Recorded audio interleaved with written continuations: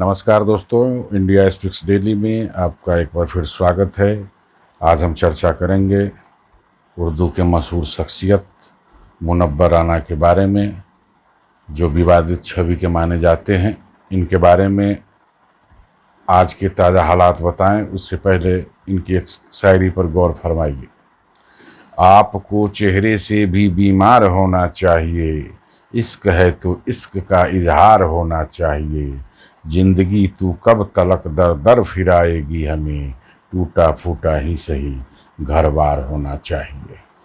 अब हमें नहीं पता मुनव्वर राना ने ये शेर कब लिखा होगा, लेकिन इतना पता है कि पिछले कुछ दिनों से मुनव्वर राना मुसीबतों से घिरे हैं। यह वही मुनव्वर राना है जो केंद्र की चुनी हुई सरकार और प्रदेश की चुनी हुई सरकार के खिलाफ अपने जुबान से कभी भी वाहवाही करने का प्रयास नहीं किया होगा, बशर्ते जब भी मौका मिला तो इसने आलोचना करने में एक भी मिनट की देरी नहीं लगाई। चाहे मामला नागरिक संशोधन कानून विधेयक को लेकर हो या फिर अवार्ड वापसी गैंग के सदस्य के तौर पर हो, ये कोई ऐसा मौका नहीं छोड़ते जिसमें मोदी सरकार या योगी सरकार की आलोचना करने का मौका मिलता हो। दरअसल पिछले कुछ दिनों से मुनव्वर राना इसलिए चर्चा में है क्योंकि उत्तर प्रदेश की पुलिस इनके बेटे को खोज रही है। पुलिस को जांच में पता चला है कि मुनव्वर राना के बेटे तबरेज़ राना ने अपने चाचा और चचेरे भाइयों को फंसाने के लिए खुद पर गोली चलवाई और इसकी शिकायत पुलिस में की थी। मुनव्वर राना के बेटे तबरेज़ राना ने, आपको बता दूं, 28 जून को बताया था कि उस पर हमला किया गया है। पुलिस को जो घटनास्थल का हवाला दिया गया, पुलिस ने जब मौके वारदात की छानबीन की, वहाँ से कुछ ऐसे सबूत मिले जिसके आधार पर तबरेज़ राना बेपर्दा हो गया और कुछ कहानी अलग ही निकली। पुलिस का कहना है कि रायबरेली के ओम कलौर होटल में घटना से पहले मुनव्वर राना के बेटे ने जिन शूटरों पर उसने आरोप लगाया कि उस पर हमला हुआ है, उसके साथ मीटिंग की थी और पुलिस ने इस मामले में गहन छानबीन करते हुए हलीम सुल्तान, सत्येंद्र तिवारी और शुभम सरकार को गिरफ्तार कर लिया। बृहस्पतिवार रात जब पुलिस तबरेज़ राना को गिरफ्तार करने के लिए उसके घर पर गई, तब यह शख्स जिसका नाम मुनव्वर राना है, पुलिस पर कई तरह के गंभीर आरोप लगाए। उस मुनव्वर राना ने कहा कि रायबरेली पुलिस ने उनके घर के महिलाओं के साथ बदतमीजी की है, जबकि पुलिस का कहना है कि तबरेज़ राना ने अपने चचेरे भाइयों के हिस्से की ज़मीन 85 लाख रुपए में बेच दी थी। इस जमीन सौदे पर चचेरे भाइयों ने आपत्ति जताई थी, जिसके बाद तबरेज़ पर पैसा वापस करने का दबाव था। पैसा तो वापस नहीं कर पाया, लेकिन उसने एक कहानी ज़रूर पुलिस को सुनाई और जब पुलिस ने उस कहानी के बारे में तहकीकात की तो पूरा मामला फर्जी पाया गया।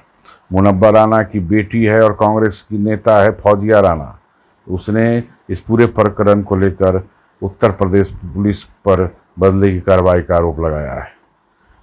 एक वीडियो जारी किया फौजिया खान ने और कहा है कि हम लोगों को बहुत परेशान किया जा रहा है, मेरे बीमार पापा को भी परेशान किया जा रहा है और हम लोगों से पुलिस बदला ले रही है। पुलिस बिना सर्च वारंट के उनके घर घुसकर उनके साथ ज्यादती कर रही है। आपको बताता चलूँ कि मुनव्वर राना वह शख्स है जो भारत के चुने हुए प्रधानमंत्री और मुख्यमंत्री को चैलेंज करने से पीछे नहीं रहते। यह व्यक्ति कोई भी ऐसा नहीं मौका बीता होगा जब इसने केंद्र या राज्य सरकार की आलोचना नहीं की होगी। और पुलिस ने जब उनके बेटे को गिरफ्तार करने के लिए छापेमारी की तो उनको इस पर आपत्ति है। वो भारत के कानून में बिल्कुल विश्वास नहीं करते। शायद यही कारण है कि इनकी हिम्मतें काफ़ी बढ़ी हुई है और तबरेज़ राना जो उनका बेटा है, जिसने रायबरेली के सदर कोतवाली में मुकदमा दर्ज कराया था, वो अपनी गिरफ्तारी से छिपने के लिए इधर उधर मारा फिर रहा है। मुनव्वर ने अपने बेटे और खुद की जान को खतरा बताया है और बताया है कि पुश्तैनी ज़मीन के लिए मेरे भाई और भतीजे हत्या की साजिश रच रहे हैं। और पुलिस जब इस पूरे शिकायत को लेकर छानबीन करने उनके घर पहुंचती है तो उन्हें बड़ी ज़बरदस्त आपत्ति होती है। वैसे में क्या मुनव्वर राना को इंसाफ मिल पाएगा? जिस अंदाज से वो बात करते हैं, जो उनका रवैया रहा है, क्या ऐसी स्थिति में कोई इंसाफ हो पाएगा उनके साथ? ये वही मुनव्वर राना है जो आपको तरह तरह के आरोप पूर्व में भी लगाते रहते हैं। कोई दिन ऐसा नहीं बीतता जब यह व्यक्ति विवादों में नहीं रहता हो। पिछले साल आपको याद होगा, कार्टून विवाद को लेकर फ्रांस में एक स्कूल टीचर की गला रेत कर हत्या कर दी गई थी। इसको मुनव्वर राना ने जायज़ ठहराया था। मुनव्वर राना ने तर्क दिया था, अगर मजहब माँ के जैसा है, अगर कोई आपकी माँ का या मजहब को बुरा कार्टून बनाता है या गाली देता है तो गुस्से में ऐसा कोई भी कर सकता है, वो मजबूर है ऐसा गुस्सा करने के लिए। उन्होंने यही नहीं रुके वो, और ये भी कहा कि कोई मुसलमानों को चिढ़ाने के लिए ऐसा कार्टून बनाता है तो फिर ऐसे लोग मारे भी जाएंगे। उनकी इस बयानबाजी के चलते लखनऊ के हजरतगंज थाने में FIR भी दर्ज कराई गई थी। बाद में उन्होंने फिर इस घटना को लेकर नए तरीके से सफाई पेश की। ये मुनव्वर राना किसान आंदोलन पर भी एक शेर दिखा था जिसको लेकर विवाद हो गया था। इस शेर में मुनव्वर राना ने संसद को गिराकर खेत बनाने की बात कही थी और सेठों के गोदामों को जला देने की भी बात कही थी। विवाद होने पर इसने इस तरह के विवादित ट्वीट को डिलीट कर दिया था। जब CAA NRC प्रोटेस्ट चल रहा था पूरे देश में पिछले साल, तब मुनव्वर राना ने उत्तर प्रदेश सरकार का जिक्र करते हुए कहा था कि उन्हें योगी के राज यूपी में अब डर लगने लगा है। उन्होंने बीजेपी पर आरोप लगाया कि बीजेपी का मकसद मुल्क को हिंदू राष्ट्र बनाना है, और मुनव्वर राना ने कई और आपत्तिजनक बयान दिए थे। इस पूरे प्रकरण में उनकी बेटियां भी काफ़ी बयानबाजी कर रही थी, जो आप लोगों को पता ही होगा।